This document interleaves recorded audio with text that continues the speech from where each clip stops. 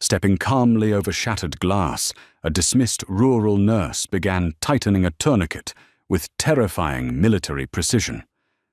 Beside her, the clinic's veteran physician was frozen in pure terror. A cartel leader had just pressed an AR-15 to the doctor's temple, his ultimatum echoing through the bloody room, "Save my brother or everyone dies." The Ocotillo Valley Medical Clinic sat on the bleeding edge of the New Mexico border, a sun-bleached stucco building that looked more like a forgotten gas station than a healthcare facility. Inside, the air conditioning rattled a losing battle against the 100-degree heat, smelling faintly of cheap antiseptic and stale coffee. For 32-year-old Linda Bennett, it was supposed to be a sanctuary, a place where the loudest noise was the hum of the fluorescent lights, far away from the deafening roar of Black Hawk helicopters and the coppery stench of battlefield trauma. But sanctuary, Linda was quickly learning, came with its own kind of slow, grinding exhaustion. "Nurse, are you deaf? I said my sweet tea is warmer than spit." Linda paused in the hallway, closing her eyes for a fraction of a second. She took a slow, measured breath, a grounding technique she'd learned years ago in a dark tent in Kandahar before turning around. She walked into room 3 with a practiced, neutral smile. Bill Stanton, a 60-year-old local rancher with borderline hypertension and a terrible attitude, was glaring at her from the examination table. "I asked for ice 10 minutes ago, girl." "I apologize, Mr. Stanton," Linda said, her voice even and quiet. "The ice machine in the break room is acting up again. Let's get your blood pressure checked before Dr. Blake comes in." Bill scoffed, yanking his arm away as she approached with the cuff. "I don't need my pressure checked by a glorified Band-Aid dispenser. Where's Richard? I want a real doctor to look at this swelling in my ankle, not the help." "Dr. Blake is finishing up with a pediatric patient. He will be right with you. Please, your arm." Reluctantly, Bill offered his arm, muttering under his breath about the incompetent staff the county was hiring these days. Linda didn't flinch. She wrapped the cuff her fingers, brushing his skin hands that had once performed emergency cricothyrotomies in the back of moving Humvees under heavy mortar fire. To Bill Stanton, to Dr. Blake, and to the rest of Ocotillo Valley, she was just Linda, the quiet, slightly awkward new nurse who had moved to town 6 months ago, who drove a beat-up Toyota and wore oversized scrubs that hid the shrapnel scars webbing across her left shoulder. They thought she was a washout, someone who couldn't hack it in a fast-paced city hospital and had settled for checking temperatures in the middle of nowhere. The door swung open, and Dr. Richard Blake walked in. Blake was in his late 50s, a man whose medical license was built on decades of small-town complacency. He wore a crisp white coat that he rarely got dirty and carried an air of absolute, unquestioned authority. "Bill, how's the ranch?" Blake boomed, completely ignoring Linda as he stepped up to the patient. "Would be better if I could get some decent service in this place." "Rich." Bill laughed, shooting a sidelong glance at Linda. "Linda, what are his numbers?" Blake asked, holding his hand out for the chart without looking at her. 155/95, doctor," Linda said smoothly. Given the peripheral edema in his lower extremities and his slight shortness of breath, I strongly recommend we run a 12-lead EKG. It could be indicative of early-stage right-sided heart failure rather than just a sprain. The room went dead silent.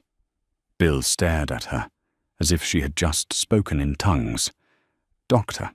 Blake slowly lowered the chart, his jaw tightening.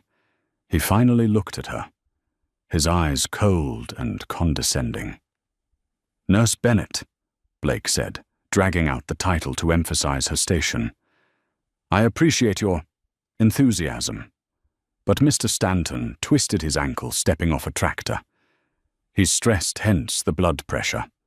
I am the attending physician here. You take the vitals, I make the diagnosis. Do we have an understanding?" A flicker of something dark and ancient flared behind Linda's hazel eyes, but she instantly buried it.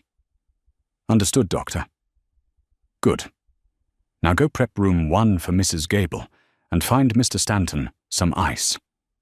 Linda nodded, turning on her heel and walking out.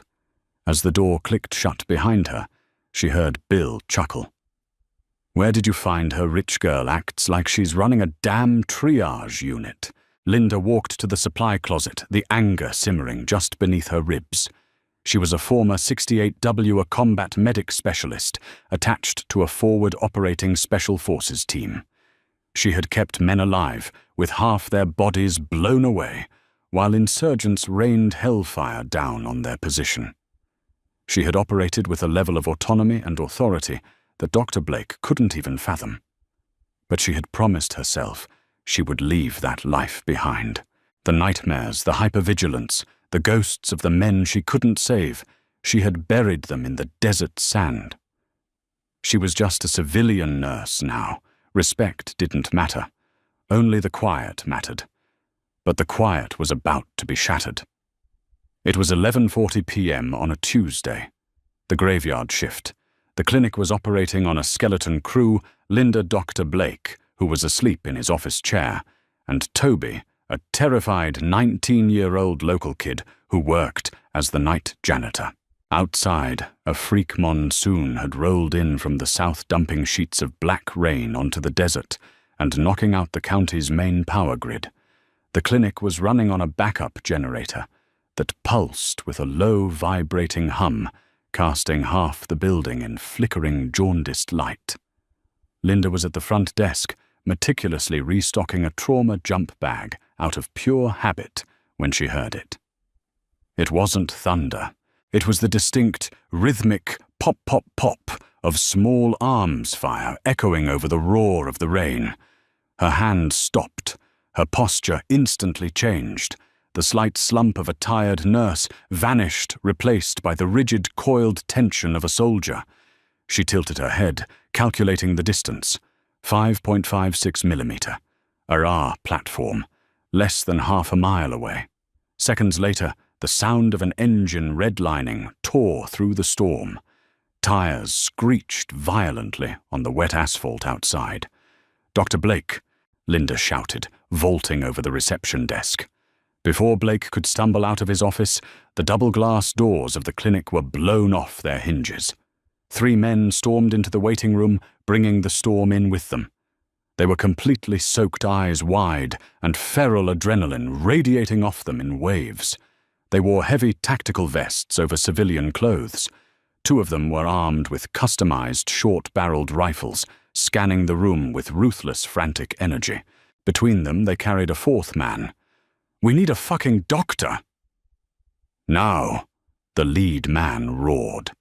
His name was Hector, and a massive, crude tattoo of a Santa Muerte skull crawled up the side of his neck.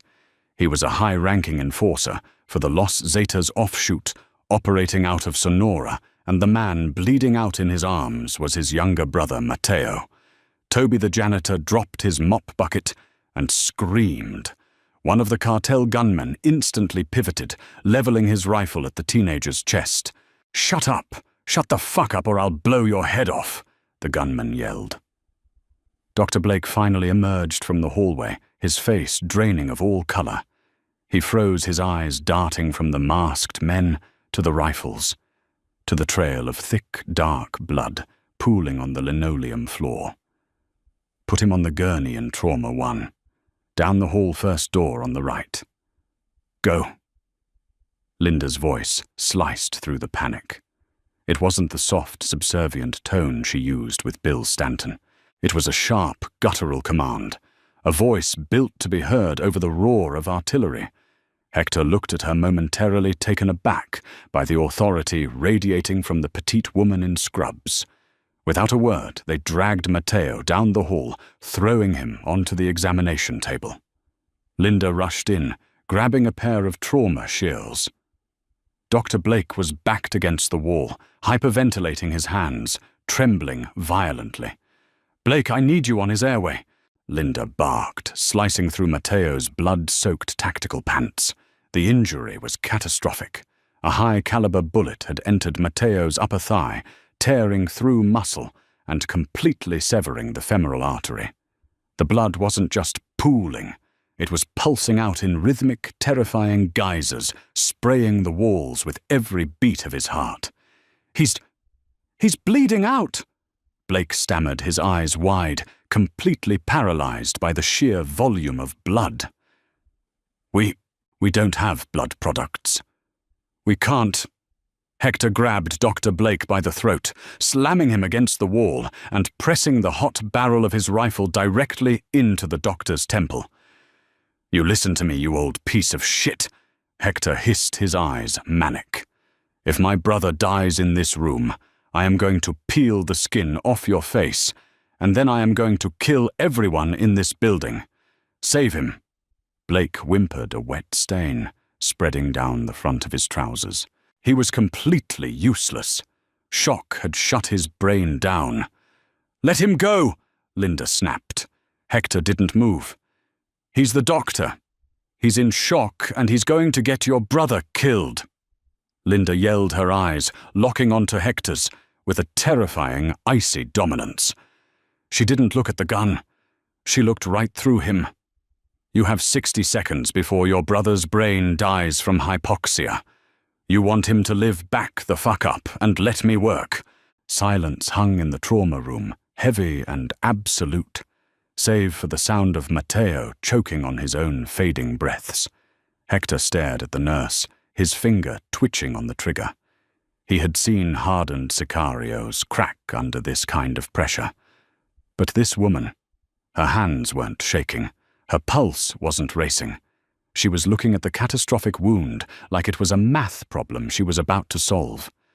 Slowly, Hector lowered the weapon and stepped back.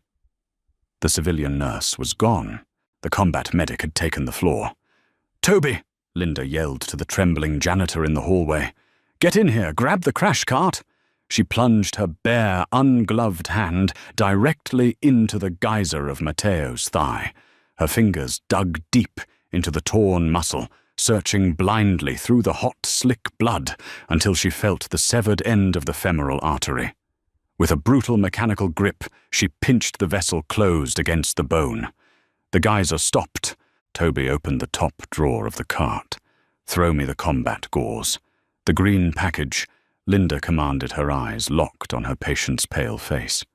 You know what you're doing," Hector breathed, watching her with a mixture of disbelief and awe. "I've packed more bullet holes than you've put in people. Cartel boy," Linda said, her voice dropping to a deadly calm. "Now shut up and hold his shoulders down. When I start packing this wound, he's going to wake up and he's going to scream. Toby, give me the gauze," Linda ordered, her voice cutting through the clinical hum of the backup generator. The teenage janitor, pale and trembling, tossed the green-packaged quick-clot combat gauze across the room. Linda caught it with her free hand, tearing it open with her teeth. "Hector, pin his shoulders. When I remove my pressure to pack this, he is going to fight you. Do not let him move," she commanded. Hector, a hardened killer who had executed men without a second thought, swallowed hard and leaned his heavy frame over his brother's chest. Linda pulled her hand from the geyser of blood. The spray instantly hit the ceiling.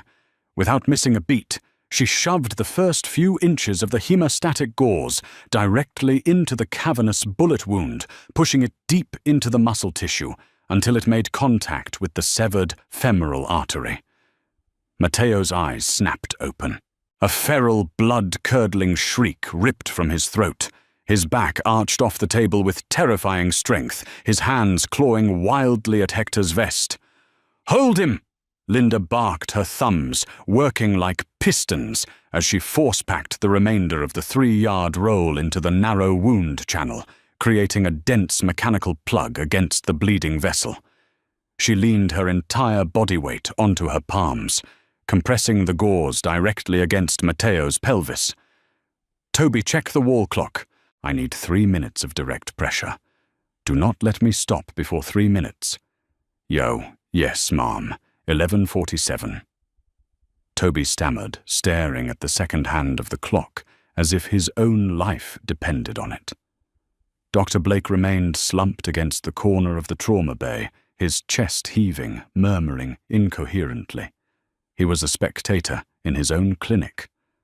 Linda kept her eyes locked on Matteo's face. His screaming had tapered off into a weak, gargling wheeze. His lips were taking on a bluish, cyanotic hue. The bleeding was controlled, but the damage was already done. His pressure is tanking. Hypovolemic shock.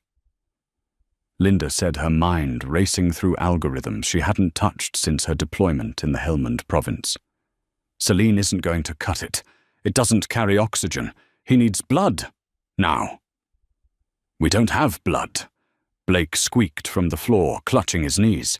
The county hospital is 40 miles away. He's dead. Shut up, Richard. Linda snapped, not even looking at him. She turned to Hector. What is your blood type? O positive. Hector replied, his chest heaving. Same as him.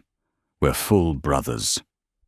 Congratulations, you're my walking blood bank, Linda said. Toby in the bottom drawer of the crash cart. Grab a 60 cubic centimeter syringe, the 3-way stopcock, and 2 18-gauge IV kits. Move. She was going to perform a direct, whole blood transfusion. It was a chaotic, desperate field expedient maneuver pioneered by special operations medics under heavy fire. Highly illegal in a civilian clinic, but incredibly effective when a patient was minutes away from irreversible organ failure. Toby, running entirely on adrenaline and blind obedience, slapped the supplies onto the tray. Linda expertly tapped a thick vein in Hector's thick tattooed forearm, inserting the IV catheter. She hooked up the stopcock, drawing a massive syringe full of dark, rich blood directly from the cartel enforcer, and immediately pushed it through a line she had established in Matteo's jugular. Keep pumping your fist, she told Hector, her hands moving with mechanical, ruthless efficiency. Draw, turn valve, push, draw, turn valve, push. Slowly, agonizingly, the color began to creep back into Matteo's face. The harsh, erratic beeping of the heart monitor began to settle into a weak but steady rhythm. Hector stared at the woman in the oversized scrubs. He had seen the best underground surgeons in Juarez sweat and panic over far less. Linda's breathing was perfectly controlled. Her eyes were sharp, calculating, void of fear. "Who are you?" Hector whispered. Before Linda could answer, the heavy metallic crunch of tires on gravel echoed from outside. Not one vehicle. Several. The low, guttural growl of heavy diesel engines idled directly in front of the shattered clinic doors. The 2 cartel guards stationed in the waiting room began shouting in frantic Spanish. "They found us!" One of the guards screamed down the hall, racking the charging handle of his rifle. "It's Los Viagras! They tracked the blood!" Hector's face drained of the little color it had left. He unholstered a heavy 1911 pistol from his hip. "They came to finish the job. We have nowhere to run." The clinic was suddenly illuminated by the blinding high beams of 3 armored SUVs outside. Linda didn't panic. The familiar metallic taste of adrenaline flooded her mouth. The clinic was no longer a hospital. It was a forward operating base under siege. The ghost of Kandahar woke up completely. "They have the tactical advantage as long as we're silhouetted," Linda commanded, her voice dropping an octave into a terrifying, authoritative bark. She looked at Hector's guards. "You!" Shoot out the lights in the waiting room. Plunge the front into darkness. Make them come through the fatal funnel of the front doors. The guards hesitated, looking at Hector. "Do what the bruja says," Hector roared. Crack, crack. The guards fired into the ceiling, shattering the fluorescent bulbs. The front half of the clinic went pitch black. "Help me get him on the floor," Linda yelled to Toby. Once the shooting starts, this drywall won't stop a 5.56 round. It's paper. Get him behind the solid steel base of the surgical cabinets. They grabbed the heavy trauma sheet beneath Matteo and hoisted him off the bed, dropping him roughly behind the reinforced steel cabinets. Dr. Blake whimpered, crawling under a desk like a frightened dog. Outside, a megaphone clicked on. A heavily accented voice cut through the howling rain. "Hector, send your brother out and we let the civilians live. You have 10 seconds. Hector looked at Linda. He checked his magazine, his hands shaking slightly. "There's at least 10 of them out there. We only have 3 guns. We can't hold them." "You don't have to hold them forever," Linda said, pulling a heavy oxygen tank from the wall mount. "You just have to hold them until the state troopers get here. You think local PDI didn't hear you blow the doors off a building 10 minutes ago?" 5 seconds, the voice outside boomed. "Cover your ears and open your mouths to equalize the pressure," Linda yelled. Heavy automatic gunfire erupted. The noise was deafening. High-velocity rounds tore through the stucco walls like a hot knife through butter. Glass exploded into microscopic shrapnel. Medical charts, plaster, and ceiling tiles rained down in a chaotic storm of destruction. The backup generator whined in protest as a stray bullet clipped the exterior wiring, causing the remaining lights in the back hallway to violently strobe. Linda lay flat over Matteo, acting as a human shield against the falling debris. She kept 2 fingers firmly pressed against his carotid artery, monitoring his pulse through the barrage. Hector and his men returned fire, the booming retort of their rifles creating a concussive shockwave in the enclosed hallway. But they were heavily outgunned. One of Hector's guards took a round to the shoulder and fell backward, his rifle clattering across the linoleum, sliding to a halt just inches from the trauma room door. "They're advancing! They're moving up the ramp!" Hector yelled over the gunfire. Through the strobe lights, Linda saw 2 heavily armed sicarios wearing tactical masks step through the shattered front entrance. They moved with military precision, sweeping the waiting room. Hector dropped one, but the second sicario laid down a suppressive blanket of fire that forced Hector to dive behind the receptionist's desk. The path down the hallway was suddenly clear. The surviving rival cartel member stepped over Hector's wounded guard and advanced down the corridor. He stopped at the doorway of Trauma 1. Through the smoke and plaster dust, his eyes locked onto the bloody trail leading behind the steel cabinets. He raised his short-barreled rifle, stepping into the room to finish off Matteo. Toby screamed.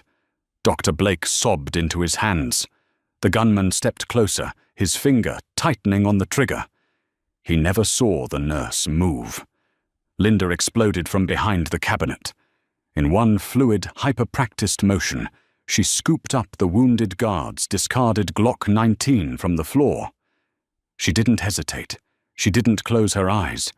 She raised the weapon, squared her shoulders, and fired 2 shots. Bang, bang. Perfect center mass grouping.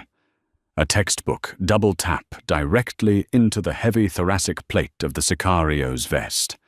The sheer kinetic force knocked the breath out of the gunman, staggering him backward. Before he could recover and raise his rifle, Linda transitioned her aim upward in a fraction of a second and fired a 3rd shot. Bang! The T-box. The bullet struck the bridge of the sicario's nose, snapping his head back. He collapsed to the floor like a sack of wet cement, his rifle clattering harmlessly against the wall.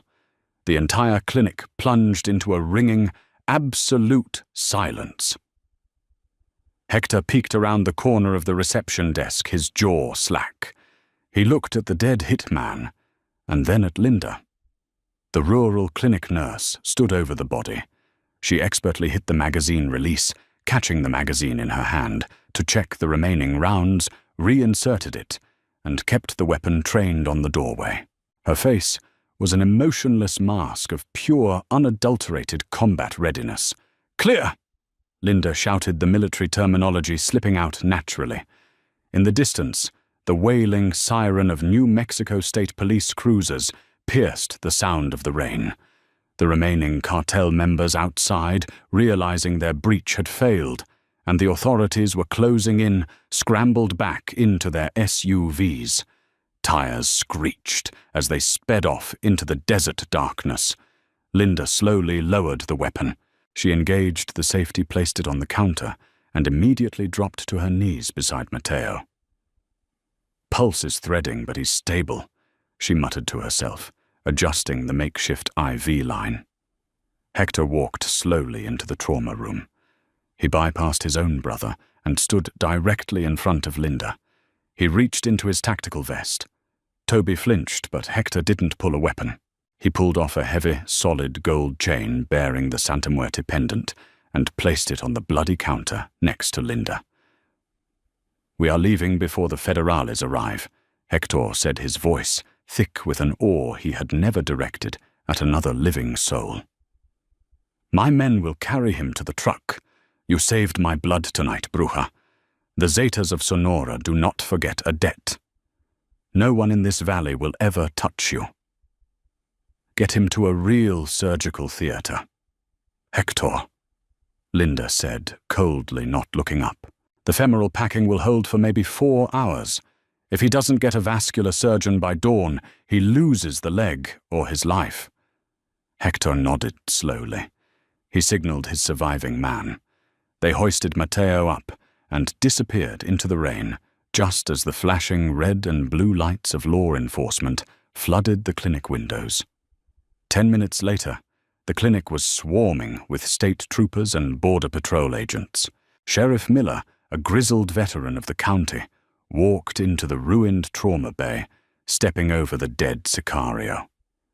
He took off his Stetson, surveying the blood-soaked walls, the spent shell casings, and the makeshift whole-blood transfusion setup. Dr. Blake had finally emerged from under the desk. Seeing the authorities, his arrogance magically returned. He brushed the dust off his white coat, puffing out his chest. "It was a nightmare, Sheriff," Blake said, adopting a grave, heroic tone. "Armed cartel members breached my clinic. It took everything I had, but I managed to stabilize the victim under extreme duress. I had to improvise a transfusion." Sheriff Miller looked at the intricate, highly advanced packing job on the discarded bloody sheets and then down at the perfectly grouped bullet holes in the dead man's face. He turned slowly to Dr. Blake. "You did this, Richard?" Miller asked, raising a skeptical eyebrow. "You performed a tactical blood transfer, packed a severed femoral, and then hit a moving target with a textbook failure drill." Before Blake could lie his way out of it, Toby, the 19-year-old janitor, stepped forward. He was covered in plaster dust, but his eyes were blazing with newfound courage. "Dr. Blake pissed his pants and hid under a desk, Sheriff," Toby said loudly, ensuring every deputy in the room heard him. "Nurse Bennett did all of it. She saved that guy's life, and then she shot that guy dead when he tried to execute us." Every eye in the room turned to Linda. She was sitting quietly on a stool in the corner, washing the drying blood off her forearms in the small stainless steel sink. She wasn't shaking. She wasn't crying. She looked exactly as she had when she clocked in for her shift, calm, collected, and completely unimpressed by the chaos around her. "Nurse Bennett." Sheriff Miller approached cautiously. "Where exactly did you work before you came to Ocotillo Valley?" Linda shut off the faucet. She grabbed a paper towel, drying her hands methodically. She looked past the sheriff, past the ruined walls of the clinic, staring somewhere only she could see. 161st Special Operations Aviation Regiment, Sheriff," Linda said, quietly, her hazel eyes meeting his. "I was a flight medic." She tossed the paper towel into the trash can. "Now, if you'll excuse me," Linda said, walking past the dumbfounded doctor and the awe-struck deputies. "I need to go find Mr. Stanton some ice."